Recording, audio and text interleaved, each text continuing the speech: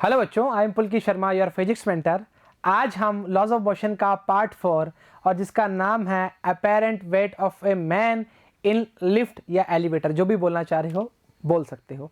लंबा नाम है, पर हम जो करेंगे काम इसमें वो बहुत तगड़े तरीके से करेंगे और बिल्कुल क्लियर हो जाएगा। जब कोई इंसान लिफ्ट में खड़ा हो, लिफ्ट अगर एक्सेलरेट ऊपर की ओर हो, नीचे की ओर हो या ए की वैल्यू जी के बराबर हो तो क्या क्या काम होंगे। लेक्चर जो है बहुत ही इंपॉर्टेंट है। कंजर्वेशन ऑफ लीनियर मोमेंटम भी इसमें हम कवर कर देंगे विद न्यूमेरिकल्स। तो बिल्कुल तरीके से कॉपी पेन निकाल लीजिए, काम काफ़ी लंबा चलेगा और बढ़िया तरीके से काम बन जाएगा। सबसे पहले हम चर्चा ये करेंगे कि जो हमारा वेट है, जिसको हम बोलते हैं हमारा अपेरेंट वेट, उसके बारे में हम बात करना चाहेंगे और एक्चुअल वेट के बारे में, दोनों चीज़ों में बात करना स्टार्ट करेंगे कि हमारे वेट में, अपेरेंट वेट में इंक्रीज कब होगा, डिक्रीज कब होगा। जब हम बिल्कुल स्टेबल हैं तब हम बोलते हैं आर के लिए mg बराबर है, मतलब रिएक्शन फोर्स के लिए mg बराबर रहता है। उसके लिए चर्चाओं को थोड़ा सा पढ़ते हैं, फिर केसेस बनाएंगे और काम बनना स्टार्ट हो जाएगा। स्टार्ट करते हैं। Apparent weight of a man in elevator या लिफ्ट की बात कर सकते हैं। इसको करते हैं नीचे और इसको करते हैं ऊपर। बोला गया है, consider a man of mass m standing on A waging machine placed in A lift, the actual weight of the man is mg। mg की बात करते हैं, हर बार ऐसे कर सकते हैं और इसको हम बोलते हैं रिएक्शन r। क्लियर है चर्चा इस तरह से। अब इस चर्चा के अंदर हम बोलेंगे कि ऊपर जा रही है, नीचे आ रही है, a बराबर g होगा तो क्या क्या चर्चाएं कर सकते हैं। वेट कीजिए, सब काम होगा। It acts vertically downward to the center of gravity g of the man. It acts on the weighing machine which offers resistance क्या है, r है। मतलब r के लिए हम क्या बोलेंगे, reaction. The weighing machine reads the reaction r and which is the force experienced by man. So r is the apparent weight of the man. Clear है। r बराबर में क्या आएगा, mg आएगा। पर अगर बॉडी की बात करें, जब बॉडी मतलब लिफ्ट की बात करें, लिफ्ट क्या है, ऊपर एक्सेलरेट करेगी, तब क्या चर्चा करेंगे, आओ जरा। When the lift moves upward with acceleration a, आओ मेरे साथ। हम बोल रहे हैं कि एक्सेलरेशन ऊपर की ओर है, मतलब इसका क्या है, रिएक्शन, और r बराबर में क्या है, mg की बात कर रहा है। पर इसमें कुछ पर लग गए तो परों को काम हम क्या करेंगे, r बराबर में mg, या इस तरीके को ऐसे लिखते हुए अगर करोगे तो ज़्यादा आसान रहेगा। तो हम बोलेंगे r minus mg equals to f, हाँ या ना। तो लिखेंगे r बराबर में mg प्लस f, हाँ या ना।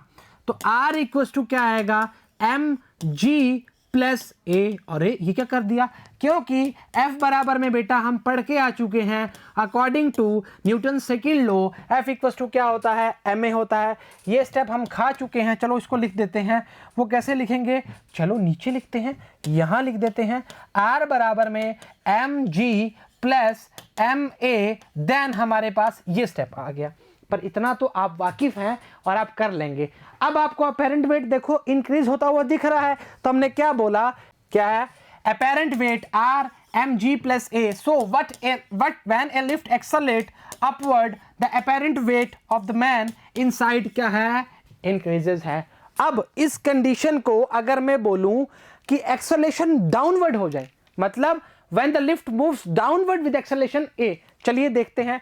व्हेन द लिफ्ट मूव्स, अरे भाई काहे कर रहे हो ऐसे, moves downward with acceleration a, चलो मेरे साथ आओ, इसको हम करते हैं ऊपर और हम बनाते हैं खुद से।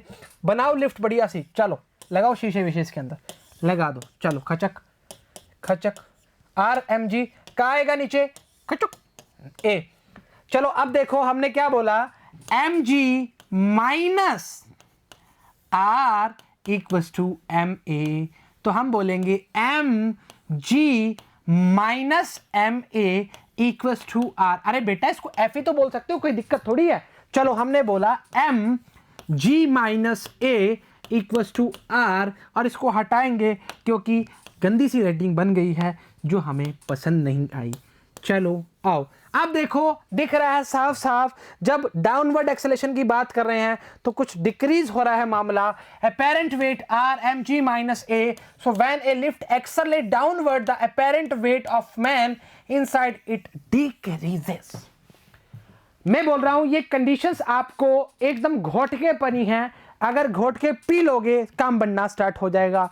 कॉपी पेन अगर नहीं निकाला तो निकाल लीजिए, बहुत ही तगड़ा और बहुत ही तगड़े तरीके से काम होने वाला है।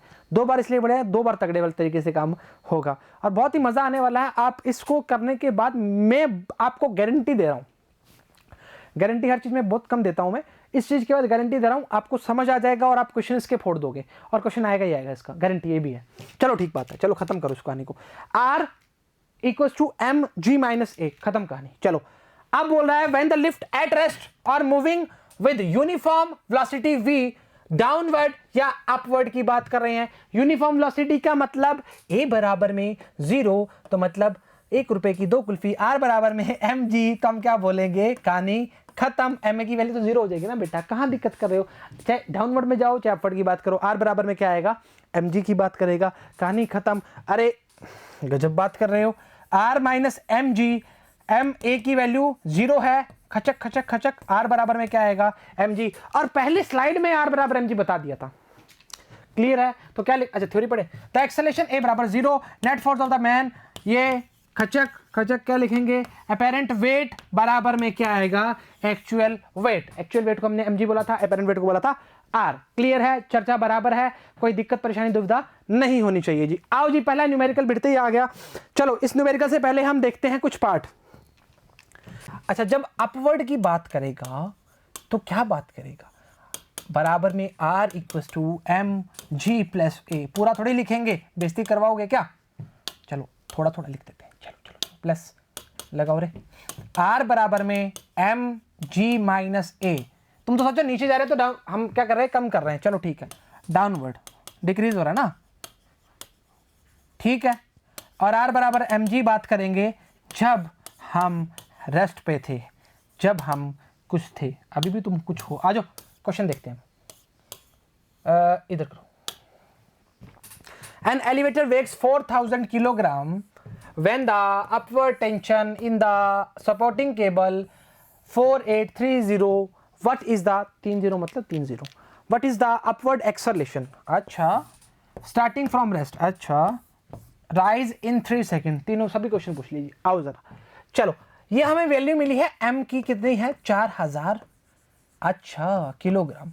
अगर mg निकालना है तो हम क्या करेंगे, g से मल्टीप्लाई करेंगे, और g से मल्टीप्लाई कैसे करते हैं, हाथ से करते हैं। आओ चलो 30 लगाओ और 9.8 लगाओ, खचक करके उड़ाओ, नीचे लगाओ, खचक करके लगाओ, उड़ाओ, कितना आएगा ये, 9 चौक 8 चौक 32, 3 9 चौक 36 और 3 39, कितनी 0, 39,200 आएगा mg की वैल्यू, हाँ या ना, ठीक है, नहीं है तो देख लेंगे।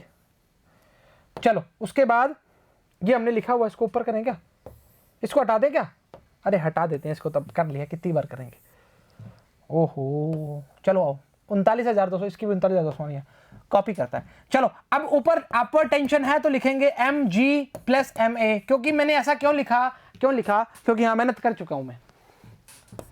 39,200 पूछा क्या है, हमसे पूछा है कि अपवर्ड एक्सेलेरेशन की बात करो, अच्छा तो इसको ऊपर करो, और ये इसकी वैल्यू कितनी है, 4830 है, चलो ठीक बात है, 48000 प्लस m की वैल्यू कितनी है, 4000 है ना, एक बार m पढ़ा दें दो, बाद में देखते हैं इसकी कहानी बाद में देखेंगे इसकी। 48000 माइनस 39200 ma कितना आएगा, घटाओ जिसमें कितना आएगा, 0 0, ठीक है, 10 में से 2 गए 8 और 17 में से 9 गए, कितने बचेंगे, ये भी 8, मतलब 8800 इक्वल्स टू एम ए। तो ए की वैल्यू जो आएगी 8800 अपॉन में 4000, खचक खचक खचक खचक, कितना आएगा, यह आएगा 44, यह आएगा 20, यह आएगा 22, यह आएगा 10, मतलब ए की वैल्यू जो आएगी 2.2 मीटर पर सेकंड स्क्वायर आएगी। चेक करें, 2.2 मीटर पर सेकंड स्क्वायर आ रही है ए की वैल्यू, क्लियर है चर्चा, दिक्कत परेशानी दुविधा नहीं होगी। चलो आगे क्या पूछा है, आगे पूछा है हमसे क्वेश्चन, क्या पूछा है, starting from rest how far does s equal to u t plus half a t square, u की वैल्यू 0, खत्म कहानी। आओ एस बराबर, एक तो ये बड़ा सिस्टम खराब है, u t plus half a t square, खचक, एस की वैल्यू पूछा है, हाफ की वैल्यू पता नहीं, ए की वैल्यू 2.2, टी की वैल्यू कितने सेकंड पूछा भाई, 9, अरे टी का स्क्वायर नहीं तो हो जाएगा, अरे हमारी भाषा समझ पाओगे तुम, समझ गए, 11 99/10, 9.9 आंसर मीटर में, खत्म कहानी। चलो टिक लगाओ, आगे निकलो, खत्म कहानी, निकलो आगे। क्लियर है, चर्चाओं में दिक्कत नहीं होनी चाहिए, अगर हो रही है तो आप कुछ चीज मिस कर रहे हो। आप तो इतनी बात ध्यान रखो जी, अपवर्ड की जब भी बात करेगा ना तो आप कहानी को t बराबर में mg प्लस a से याद रखो। अगर आप mg की मेहनत पहले कर लेते हो तो mg को अलग रख लो और ma को बाद में प्रूव कर लो, कोई दिक्कत वाली बात नहीं है। यहां देख लेना, ये काम बनना स्टार्ट हो जाएगा। चलिए आगे करते हैं जी, आगे क्या है, सेकंड क्वेश्चन है और क्या है। एग्जाम्पल नंबर 2 क्या बोलना चाह रहा है, a lift of mass 2000 kilogram is supported by thick steel ropes if maximum upward acceleration of the lift is 1.2 metre square minus की 2 एंड द ब्रेकिंग स्ट्रेस कितना है, इतना है। अच्छा, what is the should minimum diameter, अरे ये तो नई कहानी पूछ गई, डायमीटर कहाँ से पता कराएंगे, आओ जरा कुछ तो करेंगे, हाथ पैर तो मारे, क्या पता काम बन ही जाए हमारा। 2000 किलो दिया है, अपवर्ड डायरेक्शन, एक चीज याद रहती है हमें तो, टेंशन नहीं है, कोई भी टेंशन, हम टेंशन फ्री हैं। चलो आओ, 2000 ए की वैल्यू गिवन है ना, 1.2, हाँ गिवन है, हाँ जी पता है, लिखेंगे, कहानी को आगे बढ़ाएंगे। कहानी कौन सी कहानी, लिखो, लो ये आ रहा है, ये आ रहा है 22,000 टेंशन का वैल्यू आ रहा है। अच्छा अभी बोला गया है स्ट्रेस का वैल्यू हमें मिला है 2.8 इंटू 10⁸, और अगर आप जानते हैं स्ट्रेस का अगर फॉर्मूला वो क्या होता है,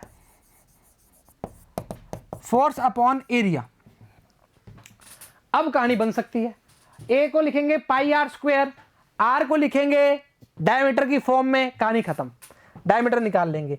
अच्छा फोर्स की वैल्यू जो होती है वो क्या होती है, हम क्या बोलेंगे, जो हमारा टेंशन आया है वो कितना आया है, 22,000, वही हमारा क्या हो जाएगा, फोर्स का काम करेगा। ऐसा क्या, ऐसा ही।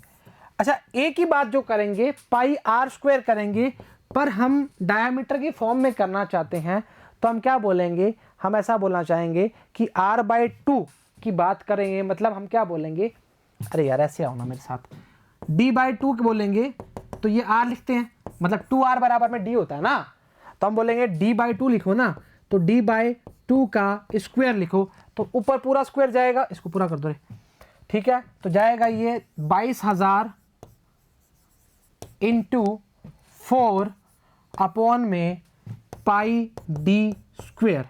अब देख लो यहां से डी निकल जाएगा। स्ट्रेस की वैल्यू आपको पता है क्या, गिवन हुई है, साफ साफ शब्दों में बोला गया है, 2.8 इंटू 10⁸8। आओ मेरे साथ, अब हम इसको खड़का देंगे, 2.8 इंटू 10⁸8 इंटू पाई। अच्छा ऐसा करो, इसको इधर मत ले आओ, इसको नीचे ले जाओ, उसको ऊपर ले जाओ, काम बन जाएगा, मतलब डी स्क्वायर बराबर में आएगा 22,000। अब देखो तरीका है करने का, अपना अपना है, आप अपने तरीके से कर सकते हैं। 2.8 इंटू 10⁸8 इंटू पाई का पाई, पाई का पाई क्यों रखो, 22/7 लिखो उसको, ये अपने बहुत हेल्प करेगा, ऐसे टर्म्स बहुत है। 3.14 मत लिखना, हेल्प नहीं करेगा वो, ये डी स्क्वायर के बराबर आ जाएगा। अब काटो पीटो, काटो पीटो, 1000, ये वैल्यू 22,000 ही थी ना, चेक कर लो एक बार, 22,000 देखो, चेक करो, 11 दूना 22, 11 दूना 22, ठीक है, 1000 आ जाएगा। और लगाओ लगाओ, ये हटाओ, ये 7 लगाओ, 4 7 28, खचक खचक, ये आएगा ऊपर जाके कितना हो जाएगा, डी स्क्वायर का वैल्यू हो जाएगा 10⁻⁻4, डी का वैल्यू हो जाएगा 10⁻⁻2 है क्या, हाँ जी 10 की पावर कितना आ रहा है, -2 आ रहा है। चलो चलो ठीक है, 10 की पावर -2 आ रहा है। क्लियर है चर्चा, चर्चा क्लियर है, क्लियर है, कोई दिक्कत परेशानी दुविधा नहीं होनी चाहिए। चेक करें, हमारा जो चर्चा आ रही है वो आ रही है 10⁻² मीटर में आ रही है, इसने सेंटीमीटर में कन्वर्ट कर दिया, हमसे उल्टा ही चलता है हर बार, आपको पता ही है बात। तो 1 सेंटीमीटर आ गई।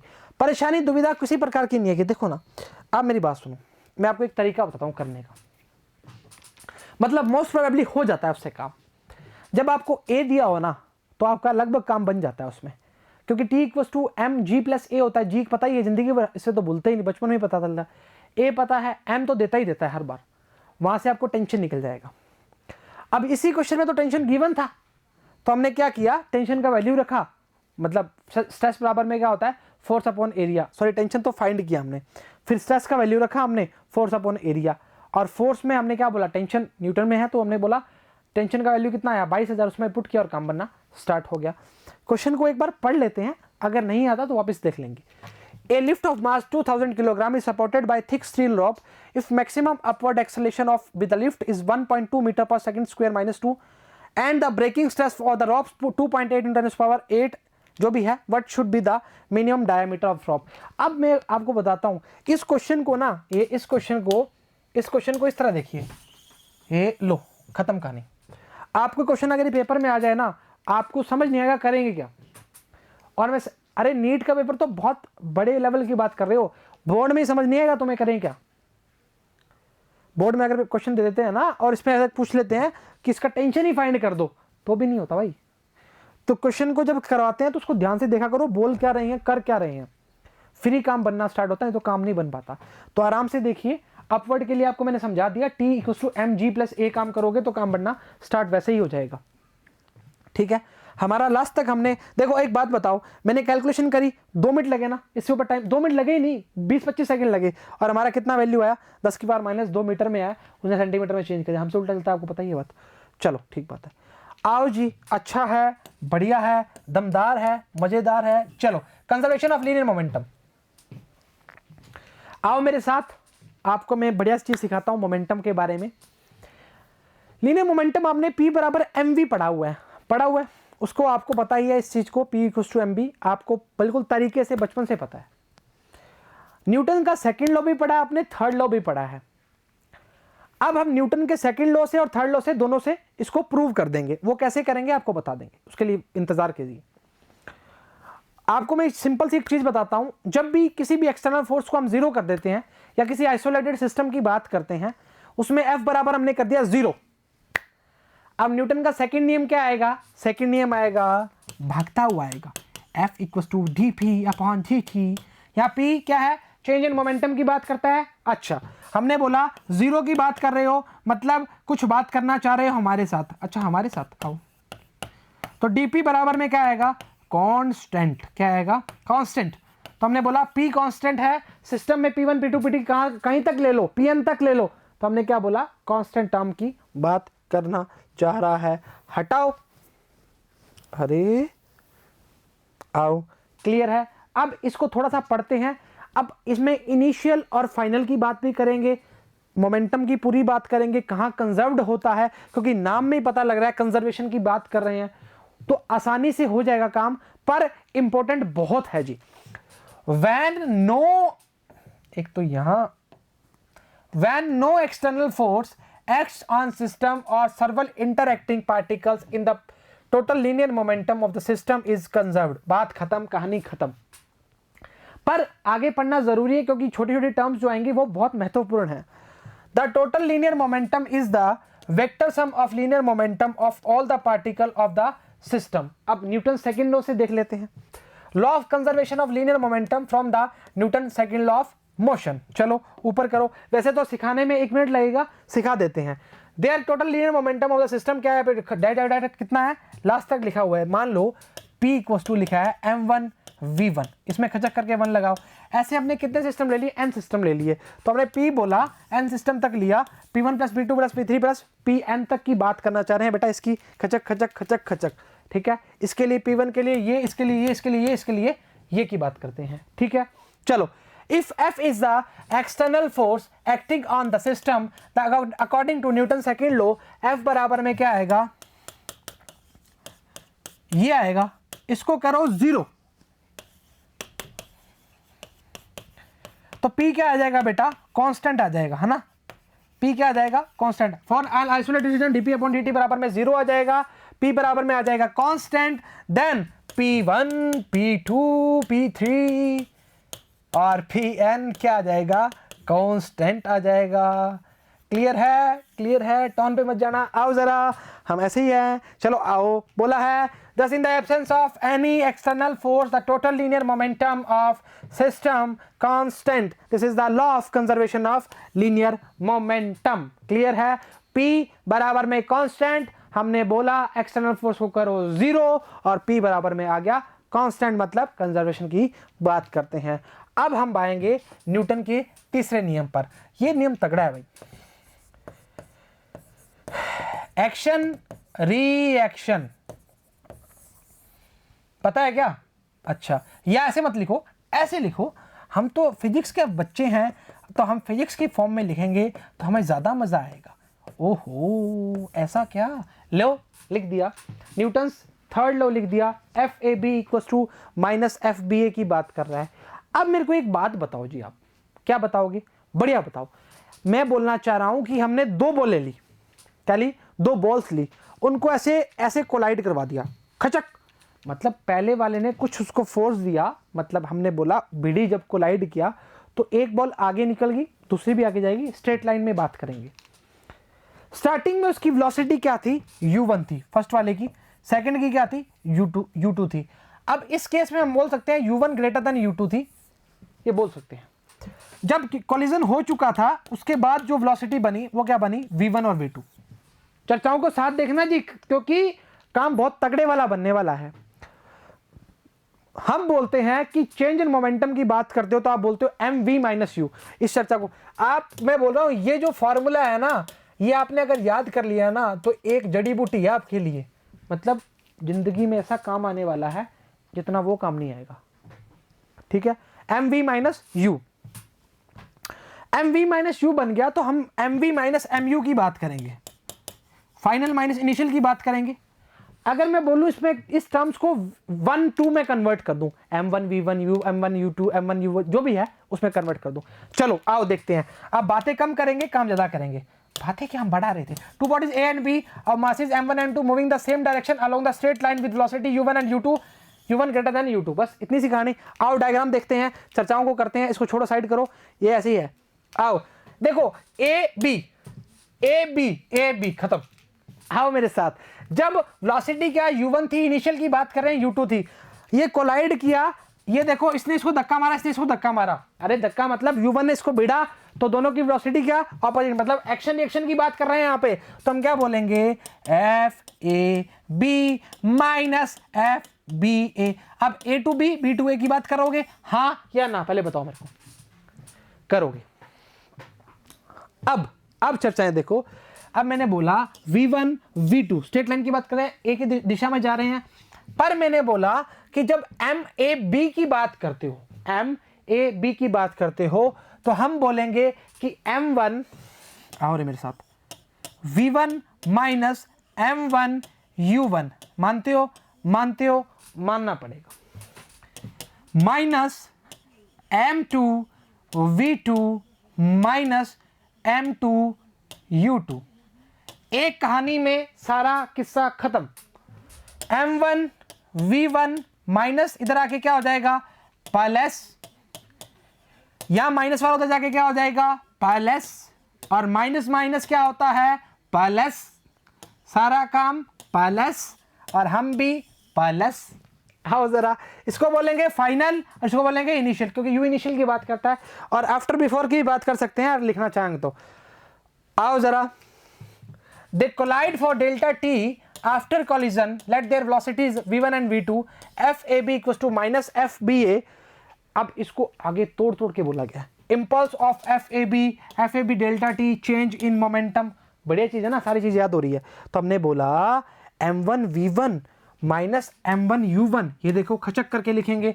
सेम बात उसमें बोलेंगे m2 v2 minus m2 u2, खचक करके लिखेंगे। तो हमने क्या बोला? m1 v1 minus m1 u1 minus m2 v2 minus m2 u2, m1 v1 m2 v2 m1 u1 m2। तो total linear momentum after collision, total linear momentum before collision. कहानी खत्म। मेरे हिसाब से हमने क्या किया था, हमने बस थोड़े दो लाइनें कम लिखी थी और हमने काम खत्म कर दिया था, सब काम पॉजिटिव कर दिया था। आफ्टर और बिफोर की बात करनी, बिफोर आफ्टर जो भी है बात करनी स्टार्ट कर दी थी। क्लियर है चर्चा? क्लियर है चर्चा? चलो ठीक है। इसका एक पार्ट है, वो बोला है रिकॉइल ऑफ गन। अब मेरे साथ आओ, आपको गन के बारे में चर्चा बताते हैं, थोड़ी सी अच्छी चीज़ है। देखो, जब आपने गोली चलते हुए देखा होगा, फिल्मों में तो देखा ही होगा ना, तो हमने देखा है कि गोली जैसे ही चलती है ना तो थोड़ा झटका लगाती है पीछे की ओर। या आपने देखा होगा सॉन्ग्स में, जब आजकल गाने बंदूक चलाते हैं जैसे ही, तो शोल्डर पे रख के चलाते हैं। और वो क्यों कहते हैं? क्योंकि झटका लगाती है बंदूक वापस, है ना। तो हमने क्या बोला कि रिकॉइल ऑफ गन का मतलब ये है कि उस कंडीशन में, रिकॉइल ऑफ गन की कंडीशन में हम इनिशियल मोमेंटम को क्या मानते हैं? जीरो मानते हैं, रेस्ट की कंडीशन में मानते हैं। बराबर में क्या आएगा? फाइनल मोमेंटम की बात करेगा। अब फाइनल मोमेंटम में थोड़ी चर्चा करते हैं, वो कैसे होगी। देखिए, m be the mass of the gun and m be the mass of the bullet। Bullet वो वाला नहीं, बुलेट बंदूक की गोली वाला। Before firing both the gun and bullet are at rest। ये बात हमने पहले ही बोल दी आपको। After firing the bullet moves velocity v and gun moves with velocity capital V। Clear है? कोई एक्सटर्नल फोर्स नहीं है, no external force in the system, so according to the principle of conservation of momentum, total momentum before firing, after firing की बात करेंगे। इसकी बात करेंगे तो क्या है? जीरो है या नहीं है? रेस्ट की बात कर रहे थे, बिल्कुल जीरो बात करी है। तो हम क्या बोलेंगे? M v plus capital m v, मुझे लगाओ,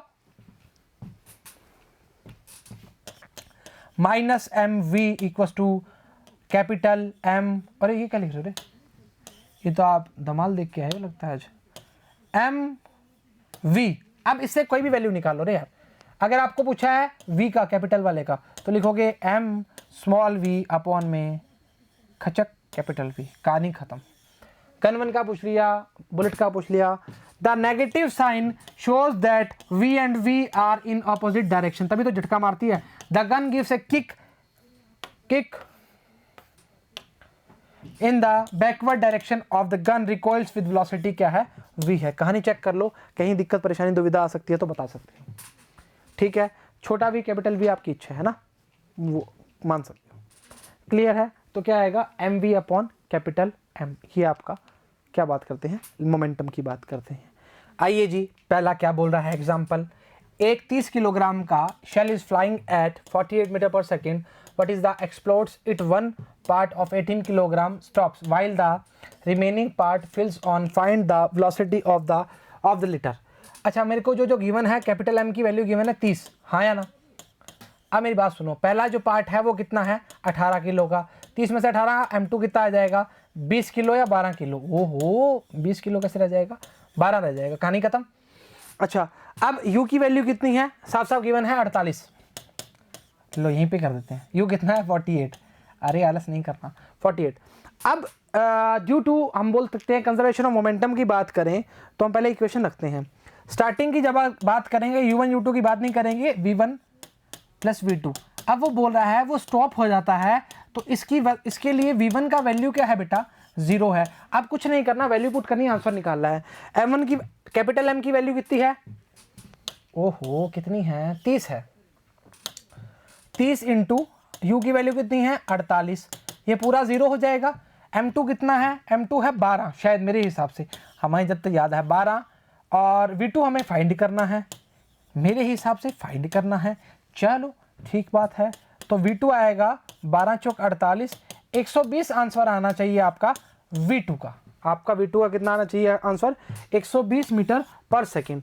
बोला गया है velocity of first part stop की बात कर रहा था, तो 0 हो जाएगा। मास ऑफ सेकंड पार्ट क्या आएगा? 12 निकालिए, 30 में से 18 जाएगा, 12 ही बचेगा।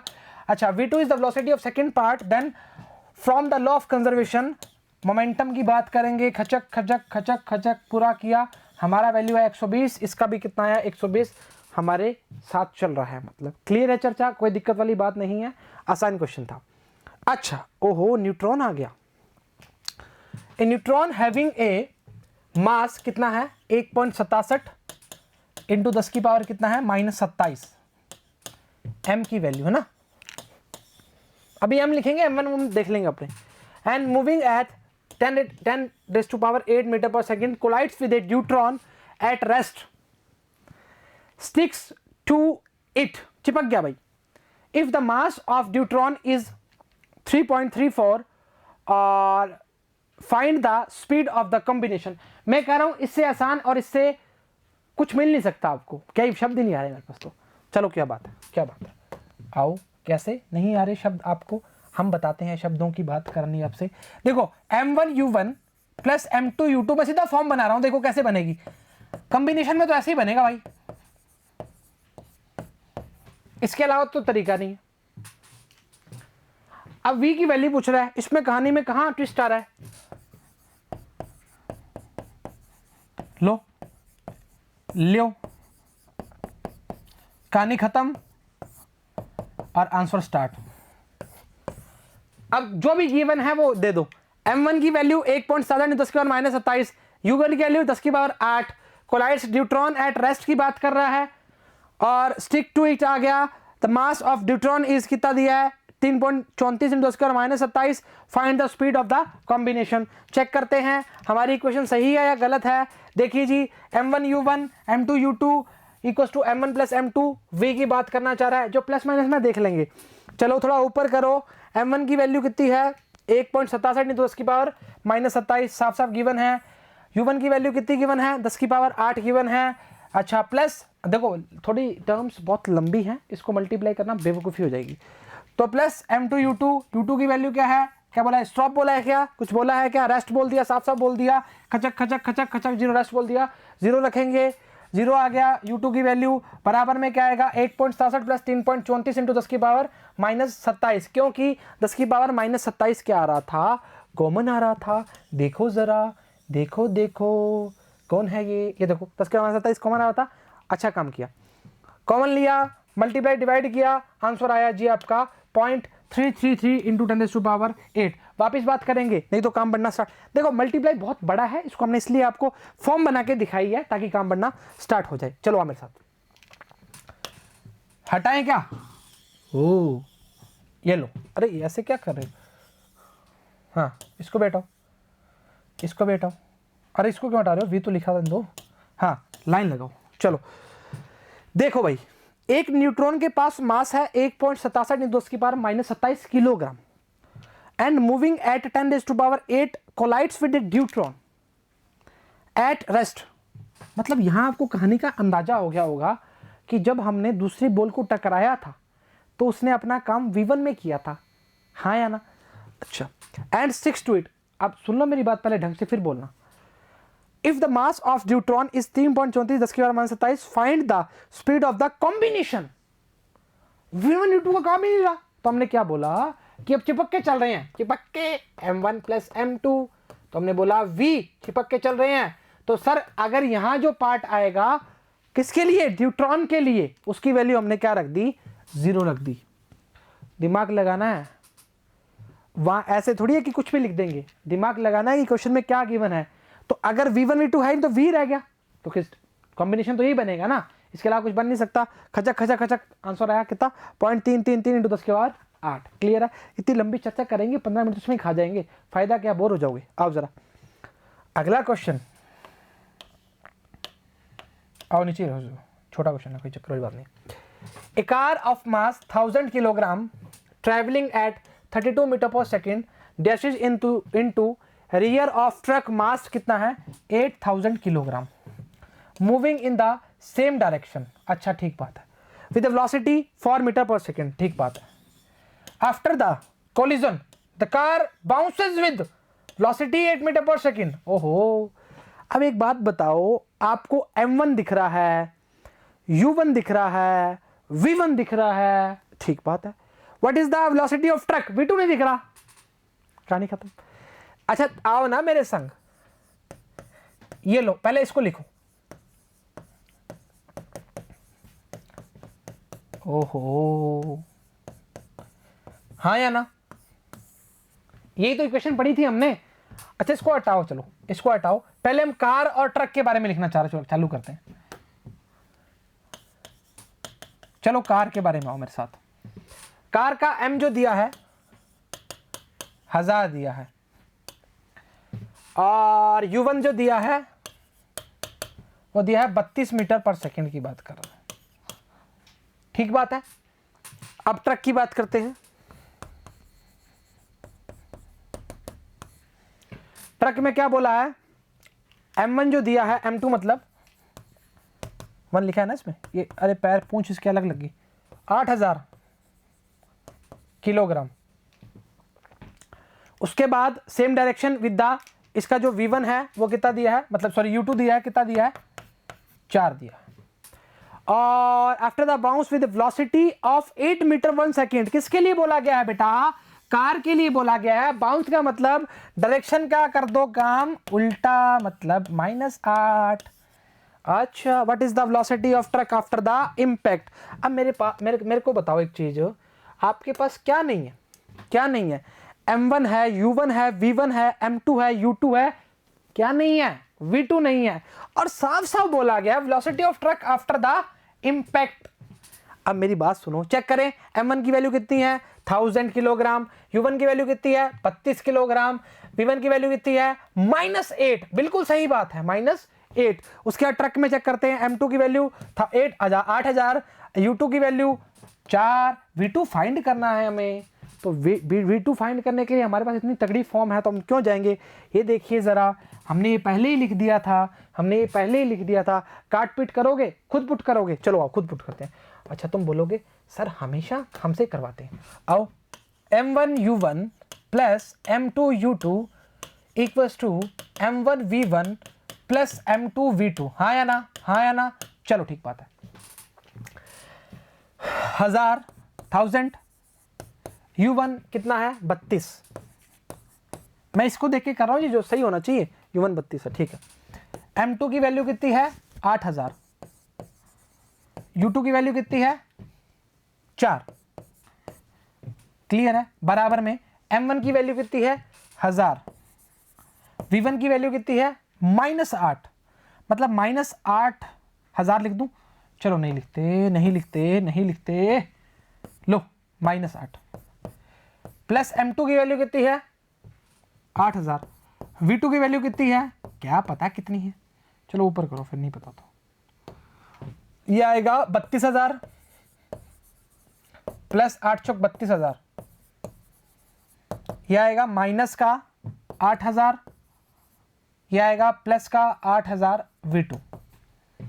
32 और 32 कितने हो गए 64000, सही है ना, 2 2 4 3 3 6, माइनस इधर आके प्लस हो जाएगा, कितना आएगा 8000, और ये 8000 आएगा v2। चर्चाओं में दिक्कत नहीं होनी चाहिए। 32000 प्लस 8 चौक 32000, ठीक है, इसको बीच में ऐसे ब्रैकेट लगाओ ना, प्लस माइनस का 8 इधर आके प्लस हो जाएगा, तो 3 0 आएगा, अरे 4 क्यों लगा रहे हो 3, ये आएगा 72000, 8 और 4 12, मतलब 72000 इक्वल टू 8000 v2, और v2 जब फॉर्म आएगी वो आएगा 72000 अपॉन में 8000, खचक खचक 8 निम 72, 9 मीटर पर सेकंड आएगा जी। चेक करते हैं आंसर कितना आ रहा है, 9 मीटर पर सेकंड आ रहा है जी, खत्म कहानी। क्लियर है चर्चा। देखो क्वेश्चन वापस बताएंगे जी, क्वेश्चन में बहुत जरूरी है बताना, कुछ दिक्कत आती है तो बच्चे ऐसे कहेंगे क्या ही पढ़ा रहे हो। आओ मेरी बात सुनो जी, देखो आराम से क्वेश्चन को वापस पढ़ते हैं, काम बढ़ना स्टार्ट हो जाएगा।